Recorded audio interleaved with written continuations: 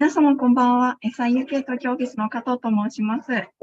本日はブライトン大学のウェビナーに参加いただき誠にありがとうございます。実はブライトン大学のリズさんとティヤナさんをお招きして、ブライトン大学のご紹介と国際観光マネジメントのコースについてご説明いただきます。最後に質問時間も設けておりますので、もし質問等ございましたらチャットにご記入いただけますと幸いです。本日は YouTube にてライブストリーミングを行っておりますため、表示名をこちらで変更させていただいております。あらかじめご了承ください。それでは早速始めます。Okay, so Liz, could you start, please? Okay. Hello, everyone. I believe that SIUK staff already make a good introduction of us. Yeah. We are the University of Brighton. I am the International Officer of East Asia. So I'll start to introduce some background of us, and then I'll pass to our principal lecturer of International Tourism Management, Thiana, to bring more information of our course. Okay. So actually, University of Brighton now is made up of 21,000 undergraduate and postgraduate students, over 2,300 staff from over 140 different countries across our 4 campuses. So we teach and offer about 500 different courses at the university. So the location is definitely our one and only spotlight. We are on the south coast of England, and we have 3 campuses in Brighton and 1 in Eastbourne. Both are seaside cities, so we have very beautiful seaside views. And we only take 50 minutes by train to the London Center. And the nearest airport will be the Gatwick. We only take 30 minutes to Gatwick Airport by train, and only 1.5 hours go to the Heathrow Airport. So around 14 of people living in the city are students. So Brighton's reputation for fun is very famous, but it's also known for like being a welcoming and forward-thinking place with thriving arts and music sense. And we have well-established creative technology industry and a focus on sustainability and inclusivity. Living in this environment means Brighton students get unique opportunities to enhance their learning. And Brighton's digital sector was 1 billion a year to the local economy, actually. So as much as tourism. Many of the work-based learning opportunities offered on our courses, such as placements, live briefs, and guest lectures, are provided by business and organization based here. So we have actually a long history of development. So at the very beginning, we are actually a school of art. So it was founded in 1859. So from which the University of Brighton that we know has grown. And from 1992, we granted the university status, and the University of Brighton was born. So finally, we became university at the 2022 and celebrate our 30th anniversary of gaining this university status. So we think about employment as a combination of your personal values.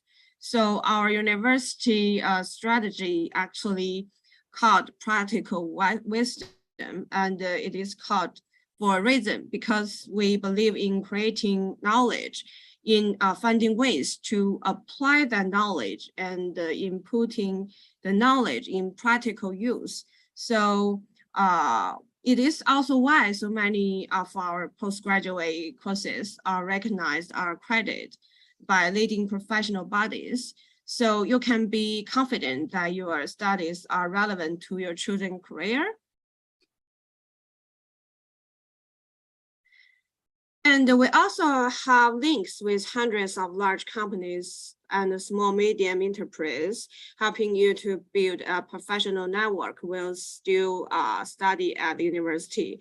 So by 2025, the University of Brighton will be a sustainable institution and the choice for people who want to live, work, and learn in a vibrant, unique city as part of diverse, dynamic, and creative community, where curious minds to meet, creative, and apply to put knowledge to work.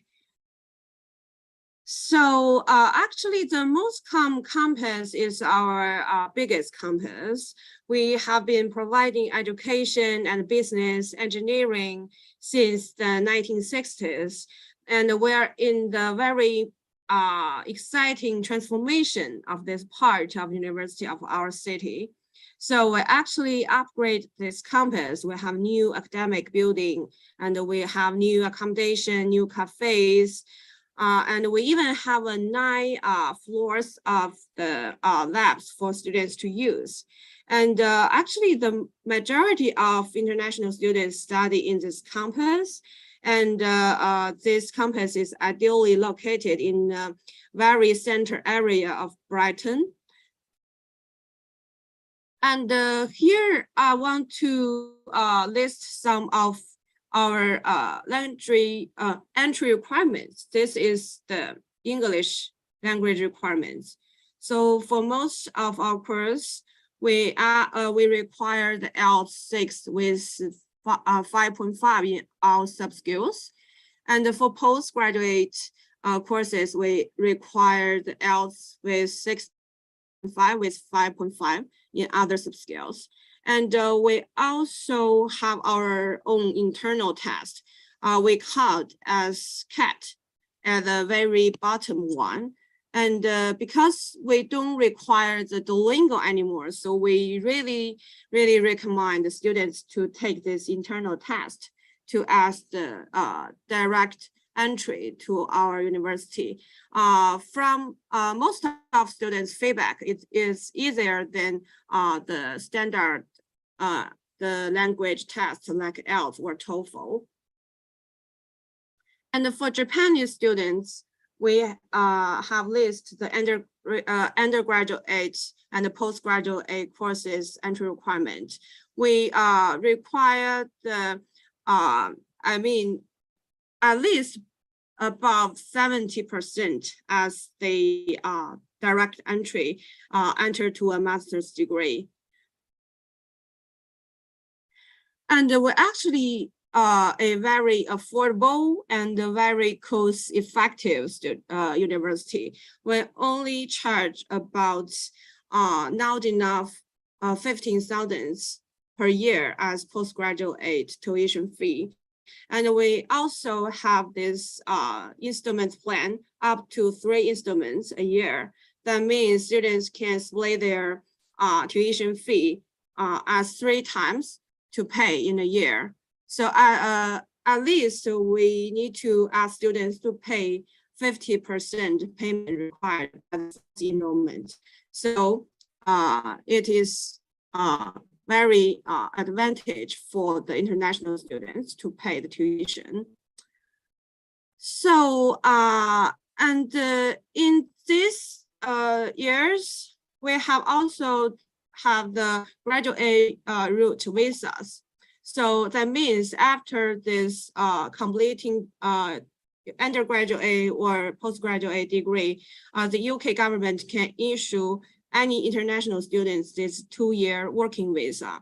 So the courses like international tourism management or the event management will bring much knowledge and enhance your work-related ability of this course, and you can just continue to use your knowledge and these qualifications to your working visa and easily find a job in the UK. Okay, finally, I can pass to Thiana to bring you more the professional information of this course. Okay, Thiana? Yes, thank you very much, Liz. I don't know if everyone can see me. Yeah, I can see Liz on the screen. Can you see me, Liz? Yeah, I can see you. Okay, it's all right. It's then the way it's showed on my side. Don't worry. Yeah, lovely. So thank you very much for being here. And thank you to Liz for introducing the university and all the other technical aspects of how things work in terms of entry requirements, English language requirements, etc. Now I'll talk a little bit more about our school and the courses that I lead. I lead the Masters in International Tourism Management and the Masters in International Event Management. And I'll also tell you a little bit about myself. This is how I like to introduce myself generally when I meet new students. And although we are online, we are not in the same room, it's nice perhaps that you know a little bit about me as well. So I have, my name is Thiyaana Rakic. I'm multilingual and I have lived in different places. So I'm very international and multicultural myself. And I love teaching on the master's degree. I'm also a research active academic. And this is one of the strengths, as you will see, of our master's courses, because my colleagues that teach on the master's courses are all research active and bring on the research onto the degree. And I have been leading this master's for quite some time now. And in addition to leading these master's programs, I also lead the research Center for Tourism, Hospitality and Events at the university. And I also lead another research group at the Royal Geographical Society in relation to tourism and events. So you will see that many of us, we have different roles, all of which knowledge we bring into our teaching as well, which is something that is really appreciated by our students. So we are based as two programs, two master's degrees in the School of Business and Law. And other than our master's degrees, we have a wide range of undergraduate and postgraduate courses at the School of Business and Law that will also focus on themes like responsible enterprise, inclusivity, social justice, and employability. And that will be ingrained throughout our undergraduate and postgraduate degrees, regardless of their subject area.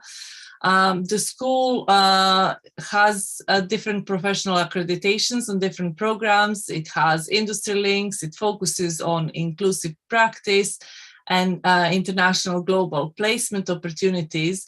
And what is really wonderful about our school, in addition to the high quality academic programs, is that you have access to our careers team, even if after you graduate. So once you join our school and start studying on a master's in our school, we will introduce you to our careers team, and they will be there to support you throughout your studies with any relevant aspects of employability and careers planning, but they will be there for you even after you graduate. So that's a wonderful opportunity in terms of career development.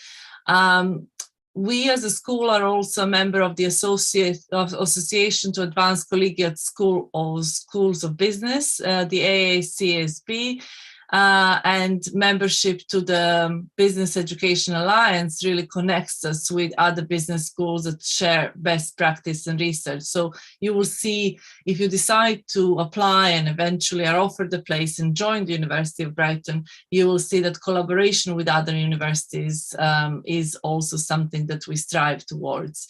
We are also signatory to the Principles of Responsible Management Education, which is a United Nations initiative to raise importance of sustainability among business students. And you will see that sustainability will feature across a variety of programs as you speak to other students that are teaching on other that are studying on other programs, and you will also notice the importance of sustainability within our degrees as well, as you move through the different subjects and modules that we teach, and as we show you the interconnectedness of, for example, social scientific understanding of sustainability and how it's implemented in the context of strategy, marketing or management of tourism or events.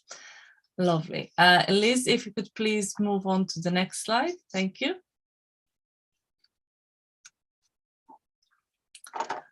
Oops, excuse me. I think we are missing my slides. I'm really sorry. Give me a moment. I will download my slides and I can share them. Just a second. I'm sorry, Tiana. It's all right. I think you didn't download the latest version, so let me. Okay, I'm so sorry. Yeah. All right. Where is it?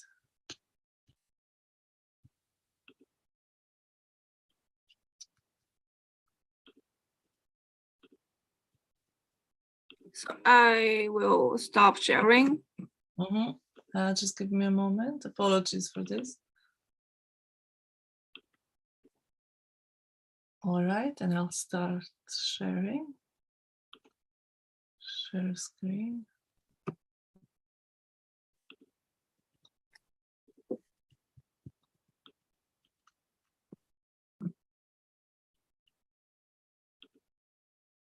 Oops.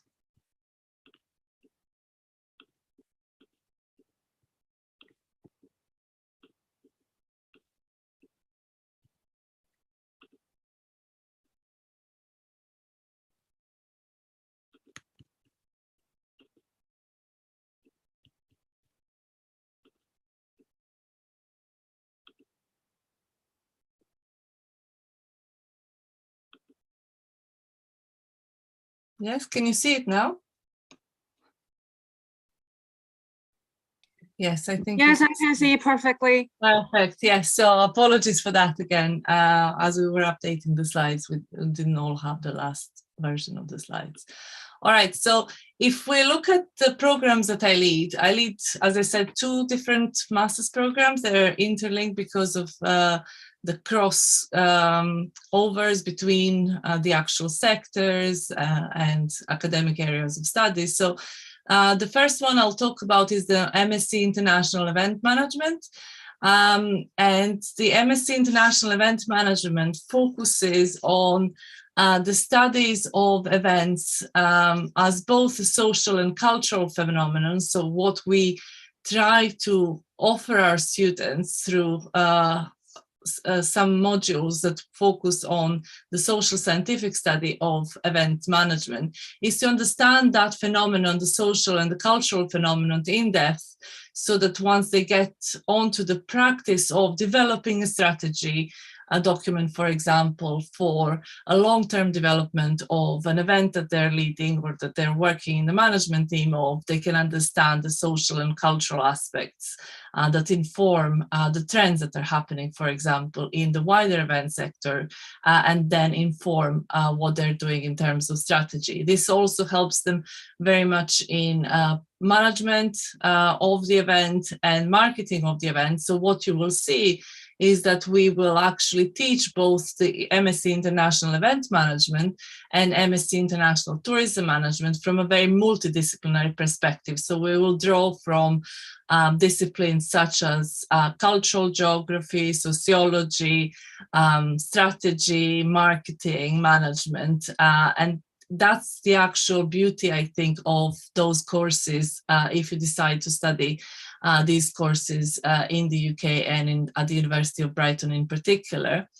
In addition to that, we also have designed both the MSc International Event Management and MSc International Tourism Management as both a continuation and a conversion MSc. What this means in practice is that our students will sometimes come from an undergraduate degree in event management or an undergraduate degree in management and continue on to the events programs.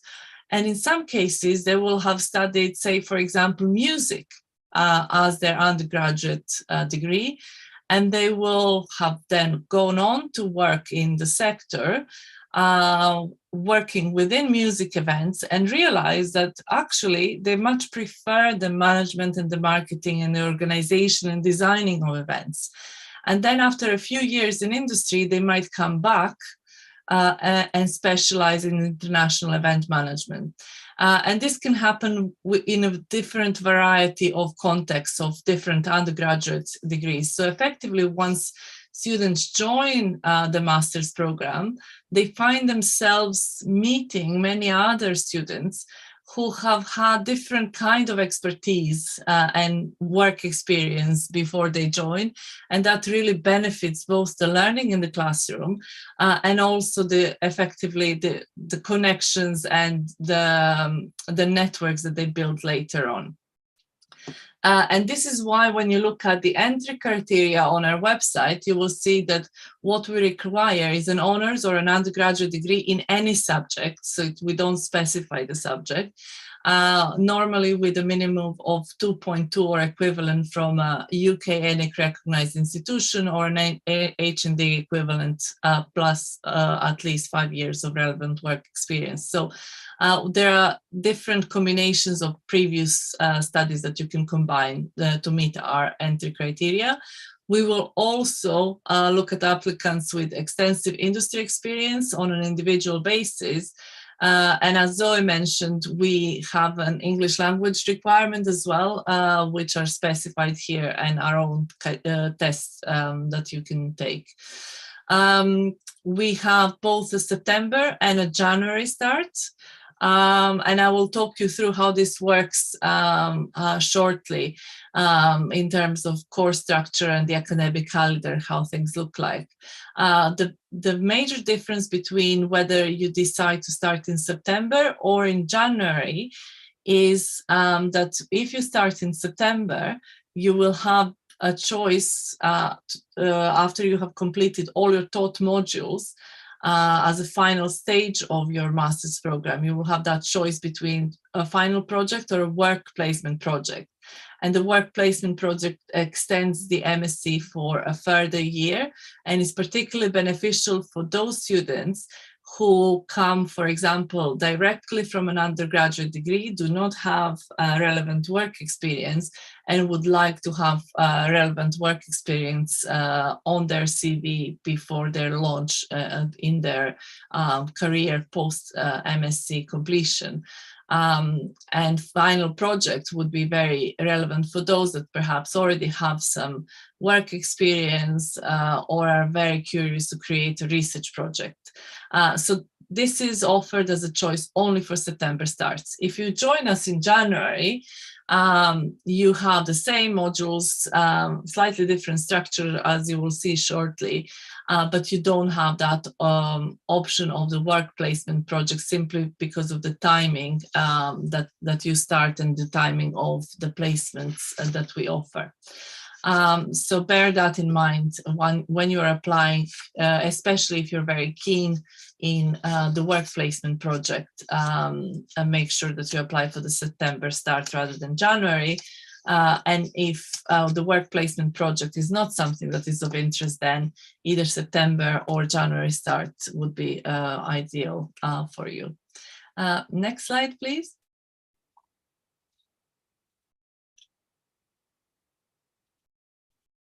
Oh, sorry, it's me that's sharing. I just remembered. Yes, so MSc International Event Management and International Tourism Management are very similar in that they're both designed in the same way. And if we look at how they look like in practice, so if we look at the September start, the core structure for the September start means that you join us in September. You will have a welcome week before your teaching starts, and then your modular teaching starts during the autumn semester, and you will have during the autumn semester 3 core modules: sustainable strategic management, then globalization, society and culture, And if you're on events management program, you will have events theory and practice. Or if you are on a tourism program, you will have the critical perspectives in tourism management module. And in addition to that, depending on which option module you choose for your master's, you might have an option module added to that semester or the following semester, depending on the module. Then it's usually a period of winter holiday period after you finish those taught modules. And once students continue into the spring semester, they will study on event design and management if they are on MSc International Event Management, and on destination management and planning if they're on international tourism management. And then they will have the joint module marketing for tourism, hospitality and events, as well as research methods for master's degree. And it's approximately at that time where students who are taking the final project continue on to their final projects via supervised experience. They are allocated a supervisor that best matches their research topic that they want to do, or they work towards their work placement project, securing their project and placement, and then they are supervised by another module leader of that module, DBM 40, and allocated additional supervisors through that period. And those students that take the work placement module effectively extend their masters for an additional year. So if you join us in September and would like to take the final project, you start towards the end of September in terms of your classes, the welcome week and then the classes. And then your final project submission deadline is usually in October of the following year from which you started. So it's just over a year by one week or 10 days usually. And if you join us in September and opt for the work placement project, you will finish a year later than your peers that have done the final project option. And if we look at the January start, you will see the January starters effectively, if you imagine that as a wheel. So September starters join in September, they do their autumn semester modules, then there's the winter break, and then we have the welcome week for January start students, and January start students join September start students in that spring semester. And January start students start with modules that include research methods for master's degrees, marketing for tourism, hospitality and events, and then depending on which routeway there are, international event management will do event design and management, and international tourism management students will do destination management and planning. And then all students have a summer break. And then once they come back in autumn to study their autumn semester modules, you will see the January start students are then the experienced master students who are joined by September starters, the following September starters. And then those students all together study on events theory and practice, if they're on events program, or critical perspectives in tourism management, if they're on tourism management program. Then they study together on globalization, society and culture, and sustainable strategic management. And as I mentioned earlier, January starters have a default option of final project as their core, so they cannot choose the work placement project. And all students will also have an additional option of a module. Option modules will change from year to year, but these are the option modules that have been offered this year, last year, and I expect them also to be offered the following years as we progress. So you see that while it might sound a little bit complex in terms of September and January starts, it's actually a very well-designed circular program of masters, and all of our students really benefit regardless of whether they join in September or they join in January. They benefit because they join an existing cohort of students who then, if you like, function as informal peers, informal mentors, and friendships are then created between different cohorts, which is lovely to see for me as a course leader, in fact. And if we looked at that in terms of the academic calendar, so that you can imagine it a bit better. So if you join in September, your welcome week is at the end of September, and your modular teaching starts immediately the following week for the autumn semester. And then you work your way through the master's degree with approximately equal number of modules per semester until you build up the 180 credits of the MSc. All your modules will be 20 credit modules other than the final project or a work placement project, which is 40 credits. And it's very similar for January start. So the January start welcome week is at the end of January, and then their modular teaching starts immediately the following week after the welcome week in spring semester, and then they work through their modules until they build up the 180 credits of the degree. And while the image on the left is not meant to be legible, you can see that we also have an academic calendar, and your teaching is all mapped on that academic calendar. And if you look at those areas that are marked in purple, these are the welcome weeks. So the welcome week of September starters is here. The modular teaching continues on a weekly basis. Then there is a period of revision and assessments and the winter break. And then there is a welcome week for January starters, that spring semester teaching starts. And then there is the Easter break. The teaching continues after the Easter break, and then revision, assessments, etc. And then it continues in a kind of circular way for me as a course leader, and students are all on their own stages of projects and research, etc. So that was about it in terms of the courses, MSc Tourism Management and MSc in Events Management. And I have purposefully kept it relatively brief so that you have space to ask questions, because I know, given that these masters are both a continuation and a conversion masters, that depending on your previous studies, your work experience, etc., you might be interested in asking different questions. So I wanted to make sure we have as much time as possible for questions. So any questions?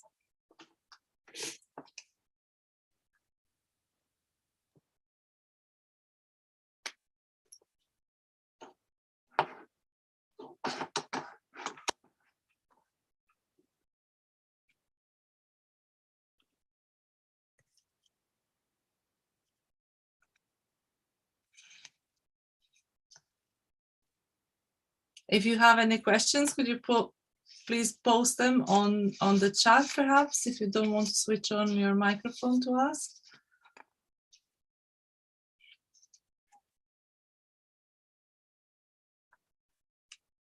Okay. While we wait for questions, can I ask some questions? Yes, of course. Could you tell us the nationality mix on your course? Yes, of course. So every generation, so to speak, or every cohort of students is slightly different. But these courses attract a lot of international students from different parts of the world. And therefore, what we see is the majority of students are international from many different parts of the world, and some students are also home students. So we have what I would describe, a very beautiful mixture of students coming from many different parts of the world, and these being sectors that are very international, this actually aids in both networking between students and future friendships, and career kind of meaningful friendships, but also the classroom learning, because everyone brings their interest to the classroom and actually enriches the learning on the course. Okay, thank you very much. You're welcome.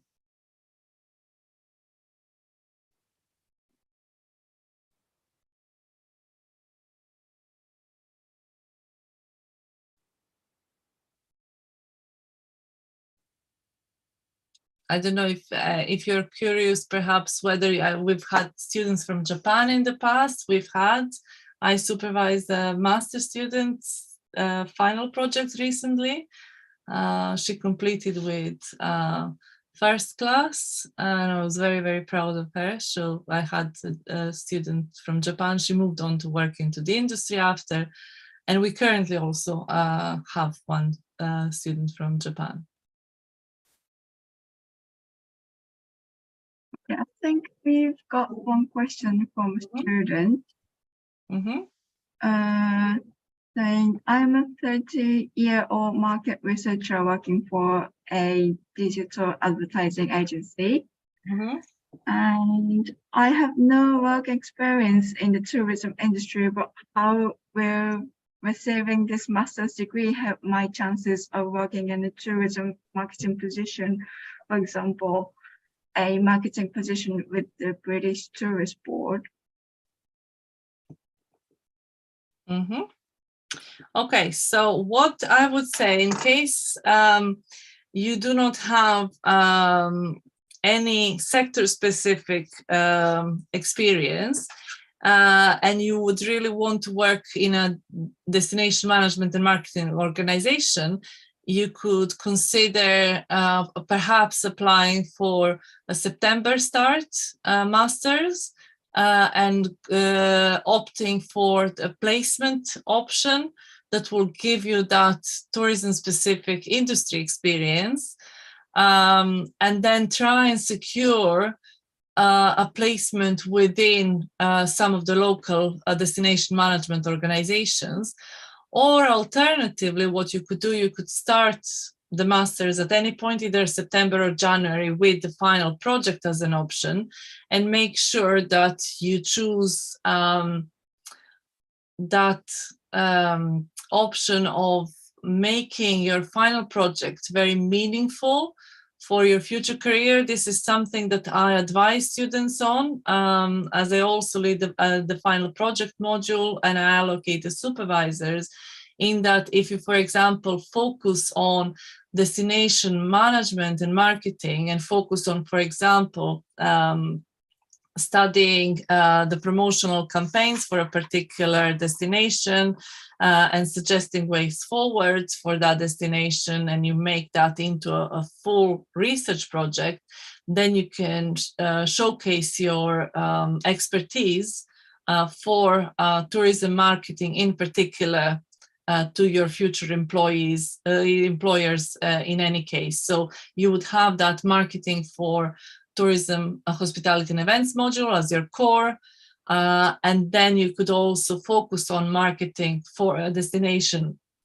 in your final project. Or alternatively, you can combine that with a work placement project, and that will of course depend on your life circumstances, whether you want to spend 2 years doing your master's or you want to spend just over a year. In either case, we would guide students in terms of what they do for their final project or work placement project to make this as meaningful as possible to where they want to go next. Yeah, I hope that answers your question. Do you want to ask a follow-up question on that? I think they are okay with your answer. Thank you.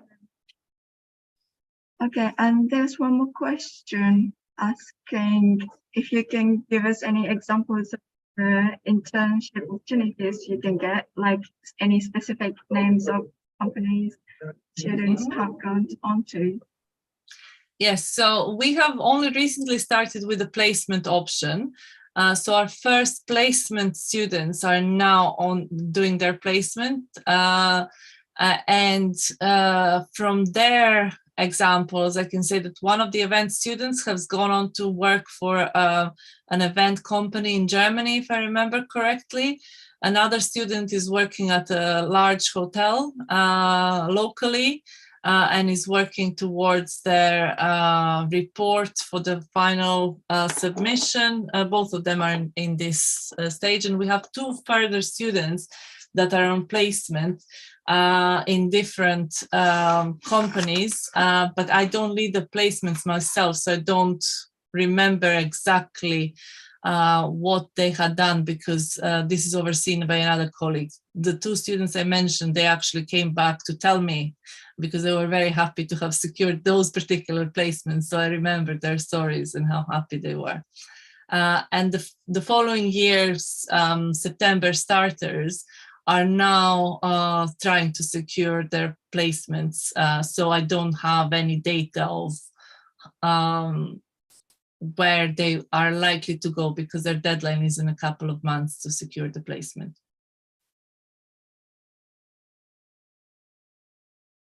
Thank you.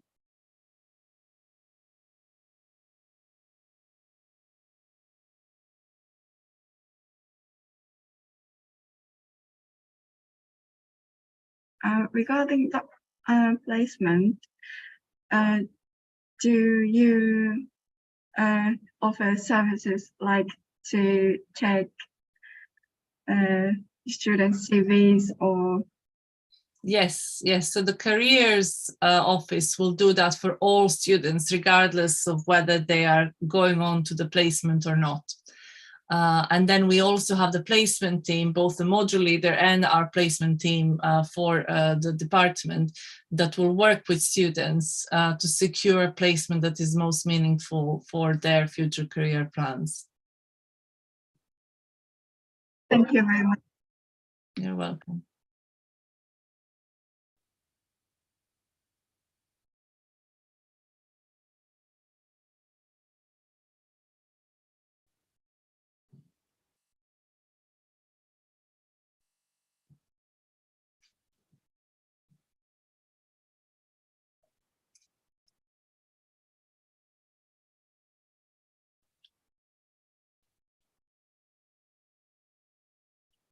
Do we have any more questions? I don't really see any questions now, but can I ask one more question? Could you tell me about the class size? Because some student wants to know how many students are usually in the classes. Okay, so as I explained, we have different entry points into the masters. And we also have modules that are shared across programs. So it works out differently on different modules. I'll talk you through it in a moment. I'll go back to the course structure so that you see it. So currently on the masters, in different stages of the program, we have around 40 students. Some are on placement, some are September starters, some are January starters. Yeah. And if we look at the course structure, say, for example, here, if we look at the January start course structure, you will see that those modules that are marked with blue, they are, say, for example, the research methods for master's degree or sustainable strategic management. They are shared, they are modules that are shared across MSc International Event Management, MSc International Tourism Management, and the management routeways of the masters.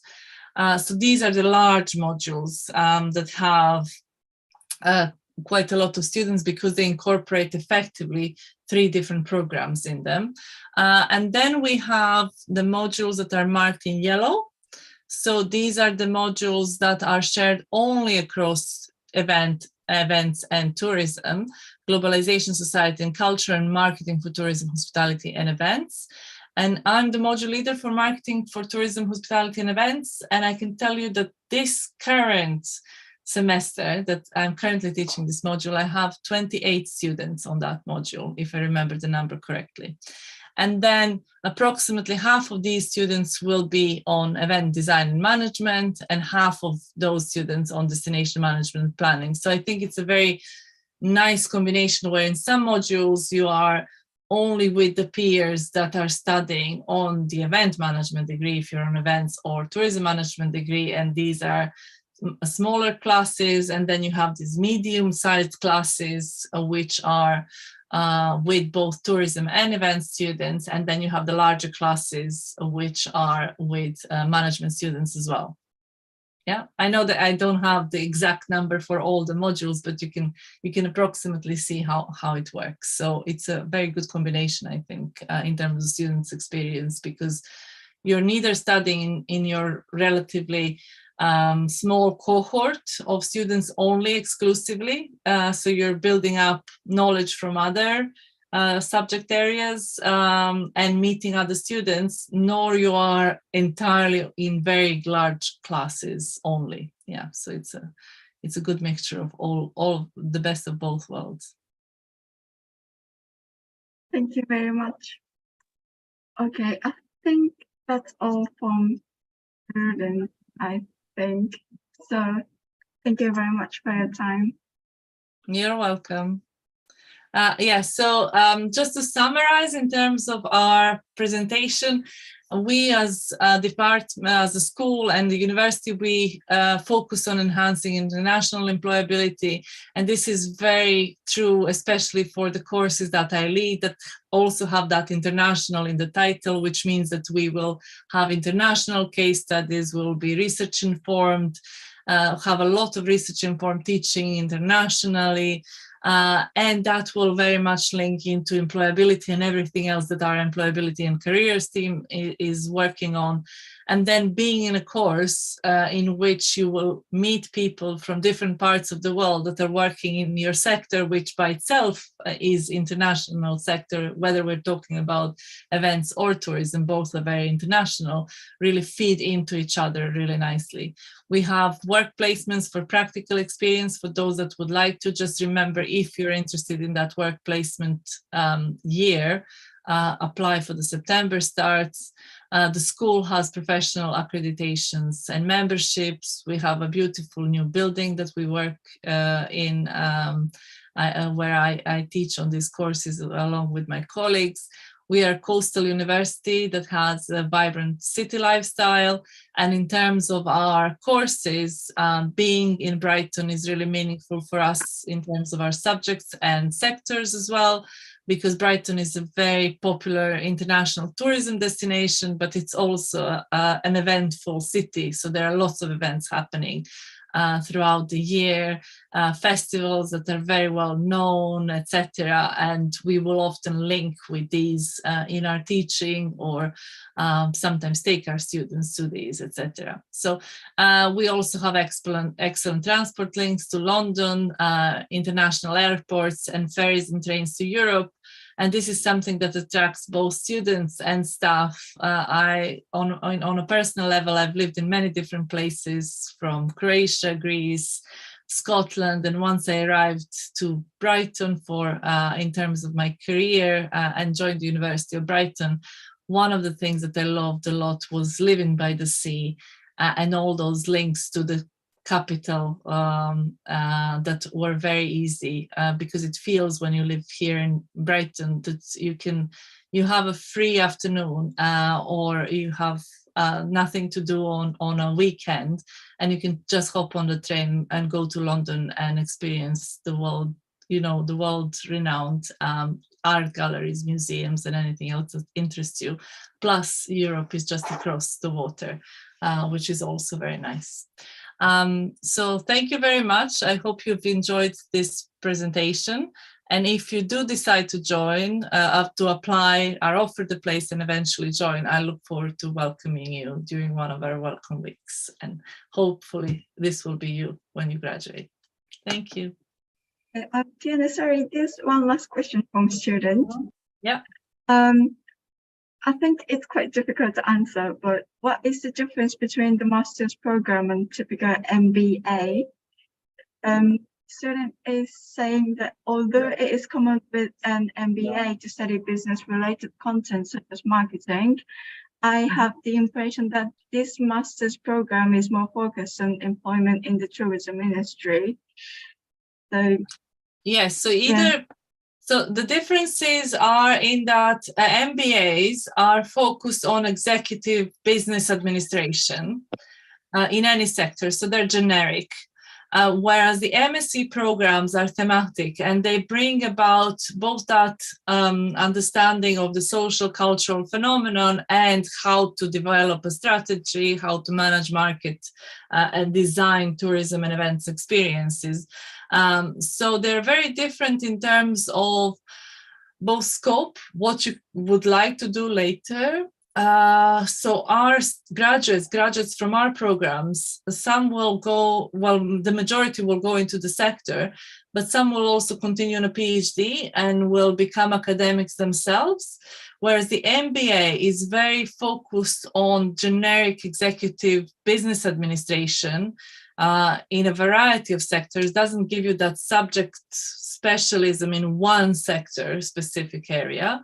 And MBA students are relatively unlikely to move on to study on a PhD level because they're very geared onto business administration, unless they eventually, later on in their career, do what is called in the UK DBA, Doctorate of Business Administration. So you will gain much more sector-specific knowledge within the MSc programs and a different kind of executive business administration knowledge on the MBA. I hope that answers the question. Yeah, I think student is happy with your answers. So thank you very much for your time. You're welcome. It was very nice being here and even very remotely connected to Japan. I'm a big fan of Hayao Miyazaki's artwork, and hopefully one day I will actually not visit Japan only virtually, but also in person to visit all the related attractions in relation to that wonderful artist that you have in Japan. Thank you. Thank you very much. Thank you. Thank Thank you for providing this opportunity. Thank you. Thank you. それでは本日のウェビナーはこれで終了いたします。ご参加いただきましてありがとうございました。